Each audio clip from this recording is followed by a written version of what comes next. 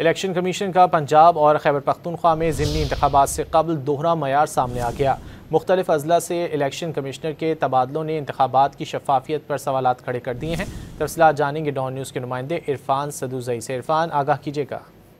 जी, election commission ने पंजाब में ज़िमनी इंतखाबात के लिए ज़िले इंतजामिया के अफसरान के ज़ेरे निगरानी इलेक्शन करवाने का फैसला किया है, जबकि दूसरी जानिब इलेक्शन कमीशन ने खैबर पख्तूनख्वा में ज़िले इंतजामिया को रद्द करके अपने अफसरान तैनात कर दिए हैं और उमर अयूब की जो हरीपुर से खाली होने वाली नशिस्त है, इस पर एक रोज़ कबल रावलपिंडी के जो district election commissioner Zeeshan Khan का हरीपुर तबादला किया और इलेक्शन कमीशन ने अगले ही रोज़ ज़ीशान खान को डिस्ट्रिक्ट रिटर्निंग ऑफिसर तैनात कर दिया। इसी तरह NA1 चित्राल के जो ज़िमनी इंतखाबात थे वहाँ पे भी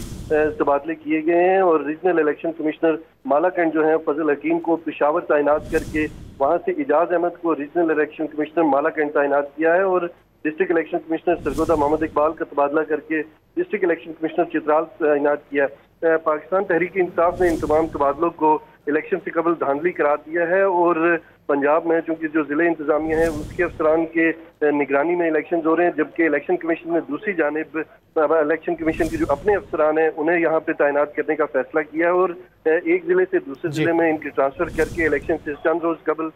तबादले करके इलेक्शन की जो शफाफियत है उसके ऊपर जो सवालिया निशान है वो खड़ा कर दिया है। इस हवाले से जो मुख्तलिफ सियासी जमातें उनकी जानिब से भी तनकीद की जा रही है और खास करके पाकिस्तान तहरीक इंसाफ है उन्होंने इसको शदीद तनकीद का निशाना बनाया है। इरफान, बहुत शुक्रिया इन तफसीलात के लिए।